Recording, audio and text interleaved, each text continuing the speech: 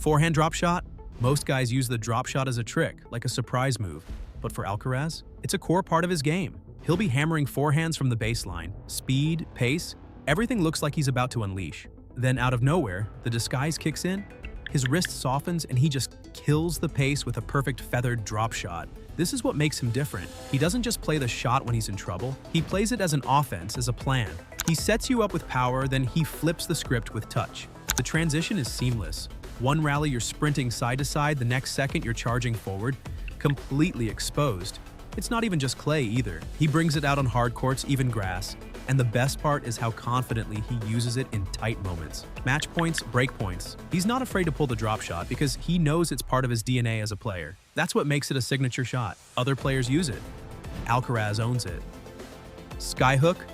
Watching Nadal hit that forehand is like watching a human being break the laws of physics. He doesn't just hit topspin, he rips it. It's that Western grip, the insane torque in his wrist, and the way he whips up the back of the ball. When it kicks off the clay, it jumps like a basketball hitting the hardwood. Opponents know it's coming, but they still get pushed back meters behind the baseline. The skyhook nickname fits because of how high the ball climbs off his strings and then how violently it drops. That arc is brutal. For a right-hander, especially on clay, the ball explodes up into the backhand shoulder. You see players try to take it on the rise, but Nadal's spin makes the ball feel heavier than it is. That's what forces mistakes. And it's not just defense. When Nadal gets that forehand inside out, it's a weapon that clears the net with margin and still finds the corner. He built entire careers worth of wins by repeating this shot until people cracked. What makes it unique is consistency. You'll never find another guy hitting 20-ball rallies all with the same ferocious spin, daring you to outlast him. Sneak attack by Roger. Federer's got a highlight reel of shots that only he would even think of, let alone master. Let's start with SABR. The sneak attack by Roger. This is when he literally charges the service box on a second serve return, half volleying the ball early and rushing the net. Nobody else had the nerve to do this in big matches. Federer made it an actual tactic, putting servers on edge before they even toss the ball. Then you've got the tweener. Most players hit it as desperation when they're lobbed. Federer turned it into an offensive weapon. He could go between the legs, still control the angle, and sometimes even hit a clean winner. That's not circus tennis. That's hand-eye coordination at an alien level. And then the no-look shots. Drop shots where he's selling one thing with his eyes and body, then flipping it the other way. Slices that look defensive until suddenly they're passing shots. Federer built this whole aura of disguise and elegance. He made the difficult look casual. That's why fans went nuts, because he blurred the line between art and competition. Backhand return. When it comes to returning serve, Novak Djokovic is in a league of his own. And his backhand return? Pure perfection. Watch him in action. A blistering serve comes screaming down the tee, and Djokovic slides, stretches, and snaps his two-handed backhand to block it, or even rip it down the line. It's not just about defense, it's about turning defense into instant offense. What makes it iconic isn't just his flexibility or timing, it's the precision under pressure. Djokovic can neutralize the fastest serves, force errors, and instantly seize control of the rally. Opponents know that when they serve to his backhand, they're walking into a wall of skill and anticipation. This shot has helped Djokovic win countless matches, countless Grand Slams, and maintain dominance over an entire era. The backhand return isn't just a signature shot, it's a career-defining weapon. A mix of elegance, athleticism, and pure tennis IQ. Underhand serve. Alexander Bublik is known as one of tennis's most unpredictable shot makers, but nothing defines him more than his underhand serve. Unlike the traditional power serve, Bublik disguises it perfectly, tossing the ball low, slicing it just over the net, and catching opponents completely off guard. It's not just a trick, it's strategy. By pulling opponents forward, it breaks their rhythm, especially those who camp out deep behind the baseline. Bublik's unique style topples some of the best players on tour, including world number 1 Jannik Sinner at the 2025 Halle Open and world number 3 Alexander Zverev in the 2022 Sud de France Open. Some spectators say he plays dirty, others say he's being creative, but in the end, his underhand serve creates some of the most entertaining and unpredictable matches. Love it or hate it, the underhand serve is Bublik's signature, and when executed at the right time, it's devastating. Jumping forehand. When it comes to flair in tennis, nobody does it quite like Gael Monfils, and nothing captures his style more than his jumping forehand. Instead of staying grounded, Monfils launches himself into the air, ripping the ball with raw power and athletic grace. It's high risk, high reward, but that's the point. The shot isn't just about winning points, it's about electrifying the crowd, and the spectators love him for that. While most players save their energy for consistency, Monfils thrives on spectacle. The jumping forehand is a perfect mix of showmanship and skill. A reminder that tennis can be as much about artistry as it is about strategy. It might not be the most efficient stroke, but for Monfils, it's his signature, and fans wouldn't have it any other way. Lob of doom. Some players overwhelm you with power. Martina Hingis beat you with strategy. Her most devastating weapon wasn't speed or strength, it was the lob. With impeccable timing and disguise, Hingis used the lob as a tactical dagger. Opponents would charge the net expecting to finish the point, only to watch the ball sail effortlessly over their heads and drop perfectly inside the baseline. Her lob became iconic because it showcased her genius for strategy. Hingis saw the court like a chessboard, always 2 moves ahead, and the lob was her checkmate.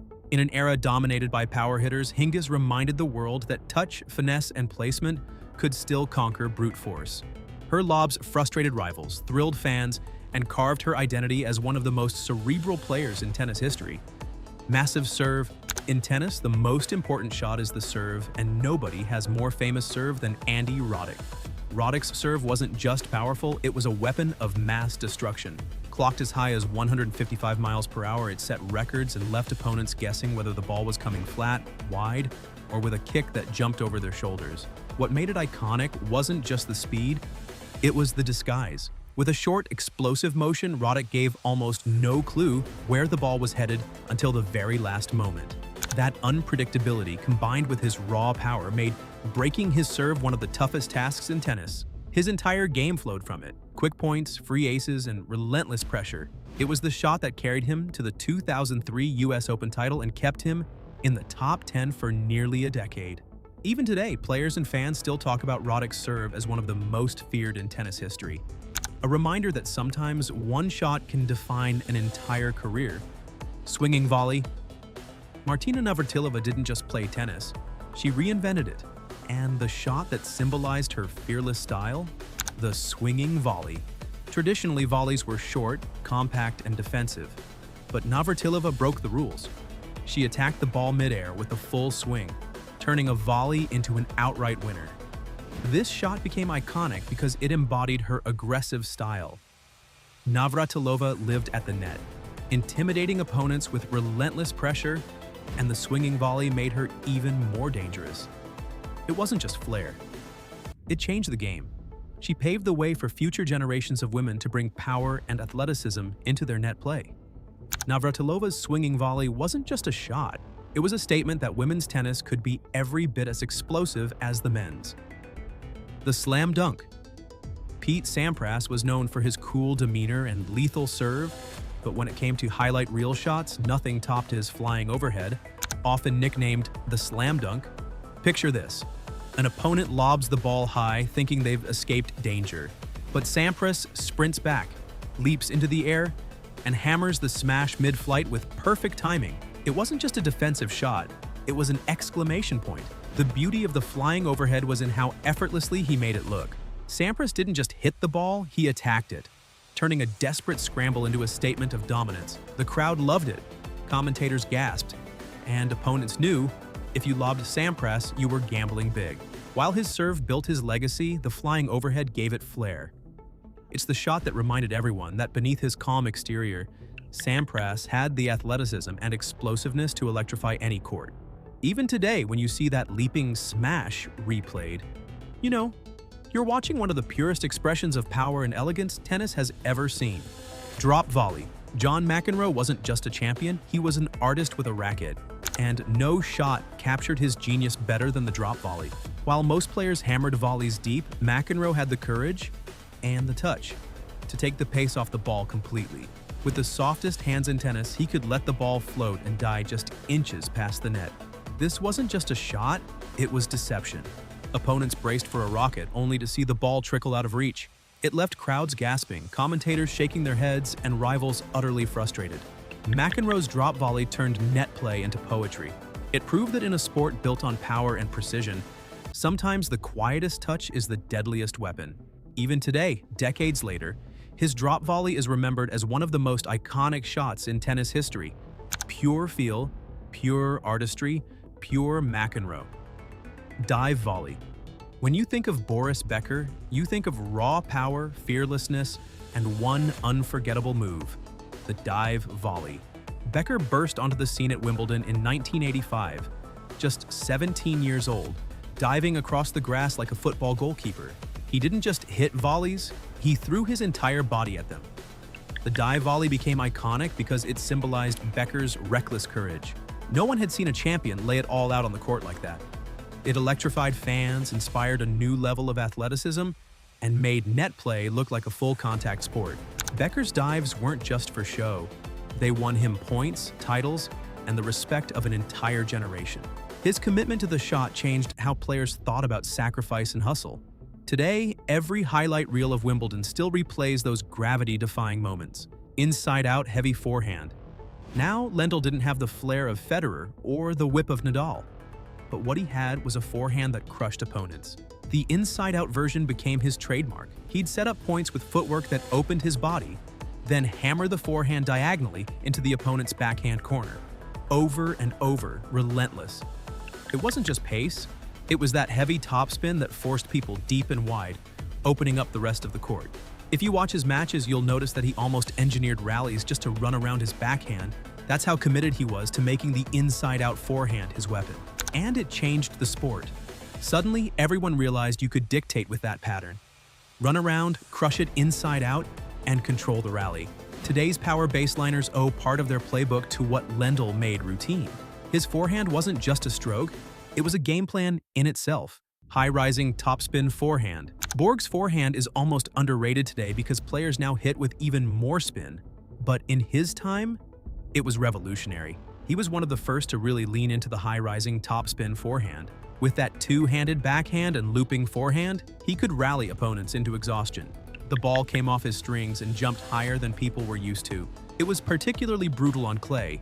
You'd see opponents stretch and loop back these awkward replies while Borg just kept hammering forehands with depth and consistency. What's striking is the way his mechanics looked so smooth while generating that kind of spin. It gave him control to push players off the baseline, then step in when he wanted. And remember, he did it with wooden rackets, which makes the amount of spin even more impressive. Borg's forehand was his identity. That heavy, consistent topspin forced errors and gave him the edge in marathon rallies. Without it, his whole grinding style wouldn't have worked the same way. Fräulein forehand. Graf had two signature shots and they balanced each other like nothing else. First, that inside-out forehand. They called it the Fräulein forehand because it was devastating, reliable, and flat-out unstoppable. She'd step around her backhand and just drill it inside out, taking time away from her opponent. That shot wasn't just about power, it was accuracy, placement, and timing. She could hit it all day and barely miss. Then came the slice backhand. Most players use the slice as a defensive changeup. Graf used it as a weapon. It stayed low, skidded, and made life miserable for opponents trying to hit up on the ball. On grass, it was deadly. On hard courts, it broke rhythm. And it gave her a tactical balance. Forehand as the hammer, slice backhand as the disruptor. That combination was so unique. Most players had a reliable side and a weaker side. Graf turned hers into a system. Forehand dominance backed by slice control. You could almost predict what she'd do, and it still didn't matter. That's when you know a signature shot has real weight. Defensive slice backhand. Murray's tennis has always been about defense turned into offense. And one of the sneakiest, smartest tools in his bag is the slice backhand. Here's how it works. When he's stretched wide or forced deep, instead of going for a risky topspin reply, Murray carves a slice that stays low and skids through the court. The opponent suddenly has to hit up on the ball, losing pace, losing height. What looked like an advantage flips into neutral or even turns into Murray's counterpunching chance. It's not just defensive either. He uses the slice as a rhythm breaker in rallies. Opponents expect pace, they get a floater that forces them to generate their own speed. That constant changeup frustrates even aggressive players. Murray has built whole matches off neutralizing firepower with that one shot. And because of his movement, he can mix the slice in while sliding into corners or recovering out wide. It buys him time and creates awkward situations for the other guy. Sliding squash forehand, Clijsters is remembered for her athleticism as much as her titles. The shot that shows it off best? The squash forehand. Here's what it looks like. She's stretched wide on defense, sprinting across the baseline.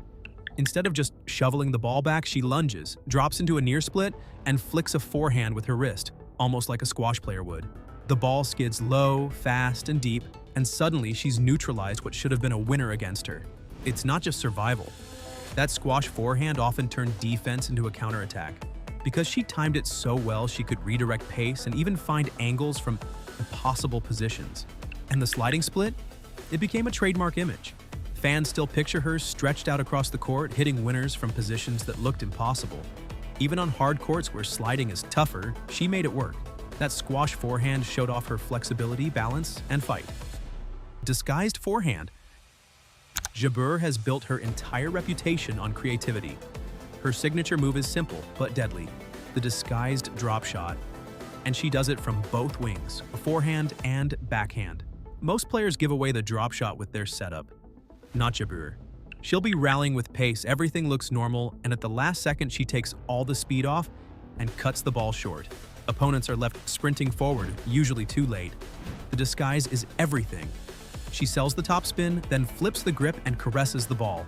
On clay, it dies. On grass, it skids. On hard courts, it still pulls opponents into awkward territory. And because she mixes in lobs and slices right after, people can't guess what's coming. Her drop shot is more than just a tactic. It's the essence of her game. Unpredictable, crafty, joyful. Jabeur brings variety when the tour's full of heavy hitters. That makes her stand out, not just as a player, but as an entertainer. Versatile backhand slice. If Federer's the artist, Dimitrov's the student who picked up a lot of the same brushstrokes. And one thing that sets him apart is how much he leans on his slice. At times, he'll hit more than half his rally shots with it. Not just as defense, as a genuine tactic. The Dimitrov slice floats deep, it stays low, and it messes with opponents' timing. He'll carve it short, he'll knife it long, and he'll use it to move people out of position. It's variety, pure and simple. That's why people call him one of the most versatile players on tour. Then come the trick shots. Dimitrov doesn't shy away from the spectacular. The between-the-legs tweener, he's got it. Dive drop shots? He's hit them on big points. He's comfortable experimenting in real matches, not just exhibitions. That blend of utility and flair makes him stand out. When you watch Dimitrov, the slice is the backbone, but the tricks are the highlight reel.